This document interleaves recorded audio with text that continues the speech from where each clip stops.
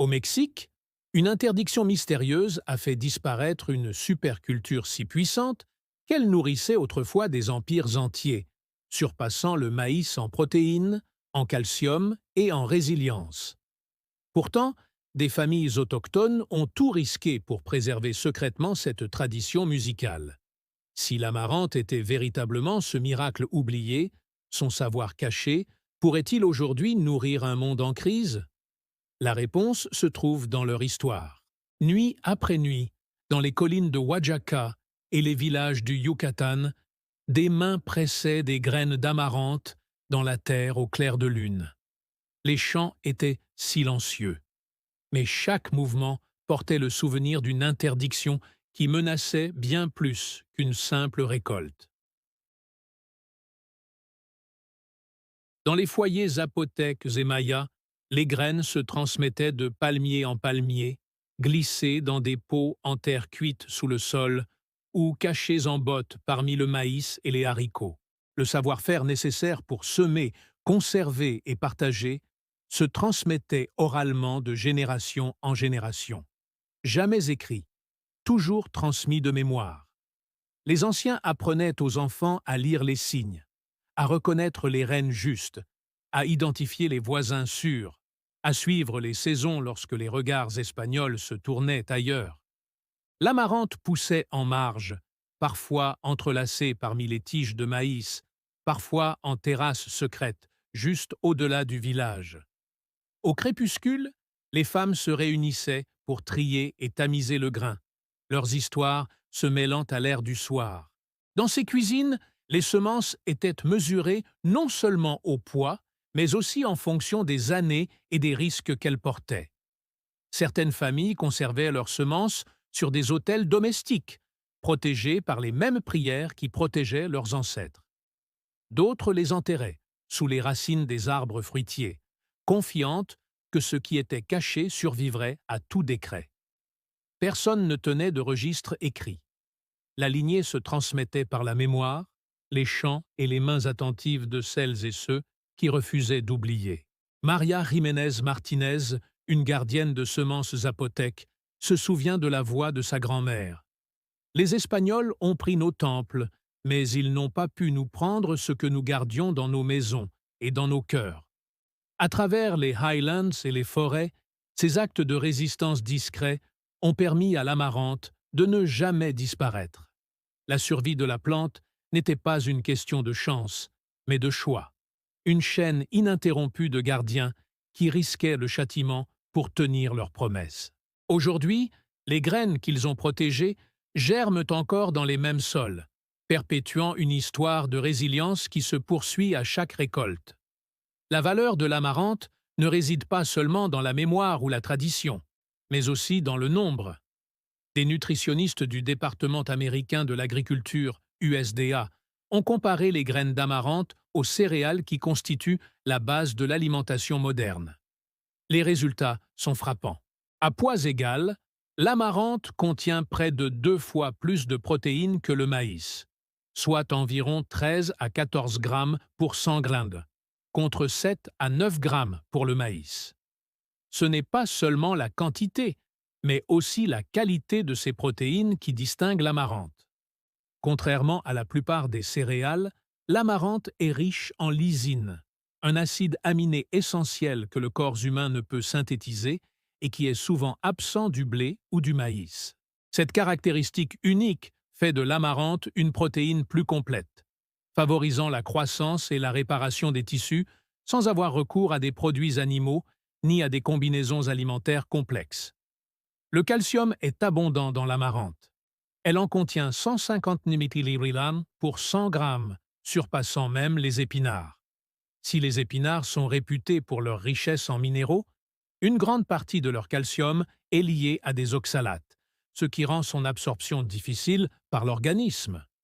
Le calcium de l'amarante est plus assimilable, surtout lorsque les graines sont trempées ou cuites. Les nutritionnistes recommandent de faire tremper l'amarante toute une nuit ou de la faire bouillir, ce qui réduit sa teneur en phytate et en oxalates. Ces gestes simples permettent une meilleure assimilation du calcium et du fer, facilitant ainsi l'absorption des nutriments. Dans les cuisines traditionnelles, ces méthodes se transmettaient non seulement comme des recettes, mais aussi comme un savoir-faire pratique. Une analyse comparative des tableaux de l'USDA révèle que le profil en micronutriments de l'amarante surpasse celui de la plupart des céréales et légumes-feuilles courants. Lors d'essais menés dans des écoles du Guatemala, le remplacement du porridge de maïs par des repas à base d'amarante a permis d'augmenter l'apport protéique moyen de 40% et de réduire les taux d'anémie. Pour les familles qui dépendent des céréales de base, cette différence peut se traduire par des enfants plus grands, moins de jours de maladie et une meilleure réussite scolaire. Ces chiffres ne sont pas de simples statistiques. Ils expliquent pourquoi, pendant des siècles, les communautés autochtones ont pris tant de risques pour préserver l'amarante. La science confirme aujourd'hui ce que ces gardiens des semences savaient déjà.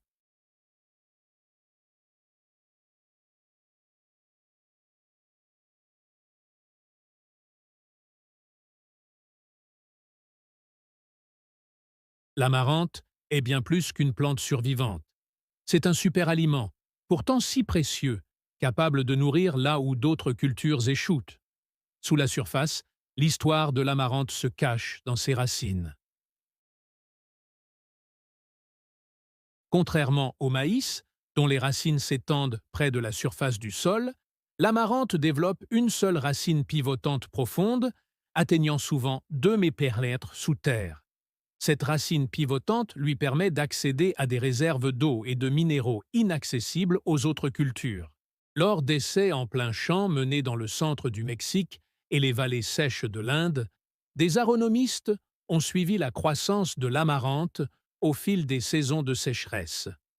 Là où le maïs dépérissait après un mois sans eau, l'amarante continuait de pousser, ses feuilles restant vertes et ses tiges dressées. Même lorsque l'humidité du sol baissait, les plants d'amarante conservaient jusqu'à 90% de leur rendement attendu, tandis que les rendements du maïs chutent de moitié, voire plus. L'étendue de sa racine pivotante n'explique qu'une partie de son succès. Les feuilles de l'amarante sont conçues pour conserver l'humidité, se recourbant légèrement afin de réduire l'évaporation pendant les heures les plus chaudes de la journée.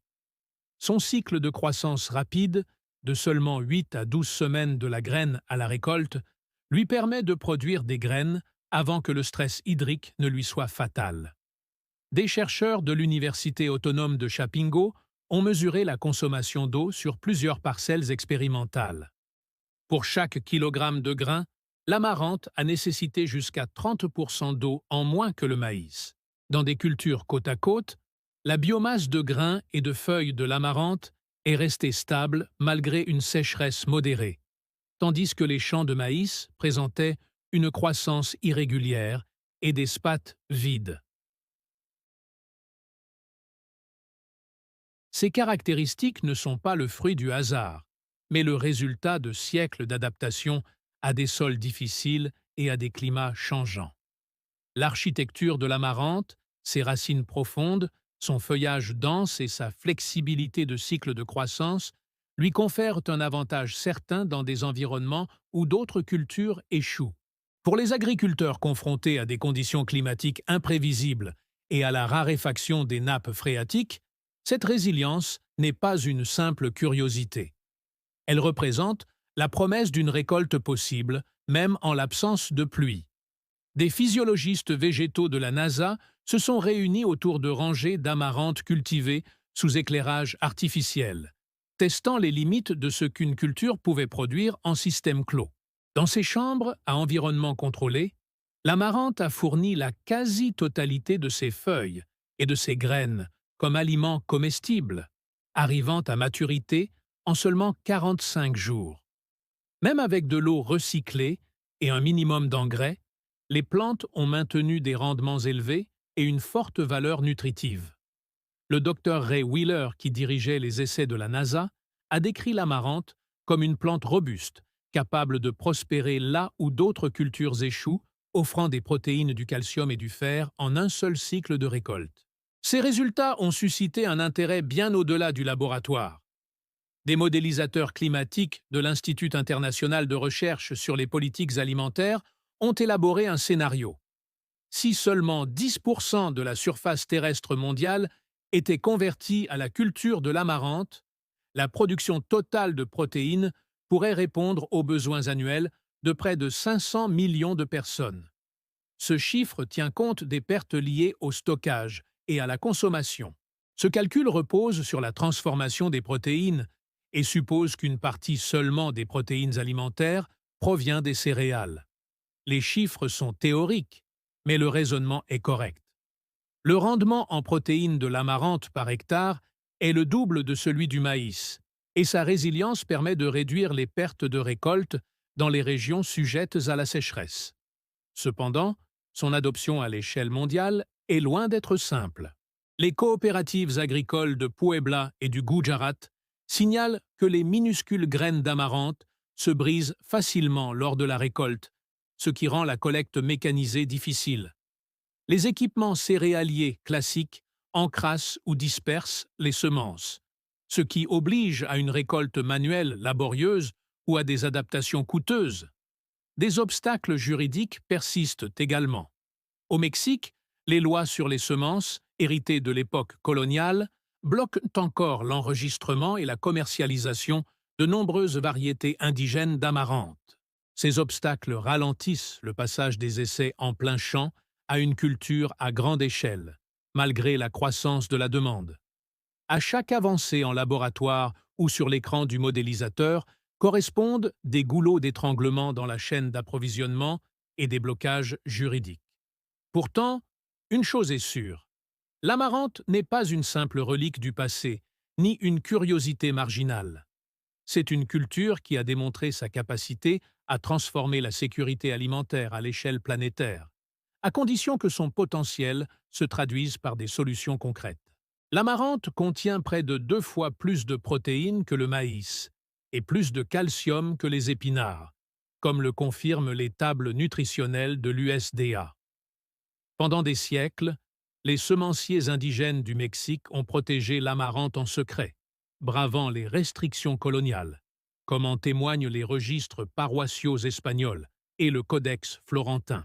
Aujourd'hui, des essais scientifiques démontrent que les racines pivotantes profondes de l'amarante peuvent atteindre 2 mm, maintenant jusqu'à 90% de son rendement en période de sécheresse, surpassant largement le maïs face au stress hydrique. Les études menées par la NASA sur des systèmes de survie écologique contrôlés ont confirmé la valeur de l'amarante comme culture fiable et riche en nutriments en milieu clos. Des questions subsistent, toutefois. Les archives détaillées de certaines tentatives de répression coloniale restent incomplètes, et l'impact global de la conversion de vastes étendues agricoles à la culture de l'amarante fait l'objet d'une évaluation continue. Ce qui est certain, c'est que la survie de l'amarante, à travers les siècles d'histoire, s'inscrit aujourd'hui dans le contexte des appels urgents à développer des cultures nutritives et résilientes face au changement climatique. Comme le démontrent les preuves documentées, cette plante autrefois interdite possède un potentiel avéré pour contribuer à nourrir une planète qui se réchauffe.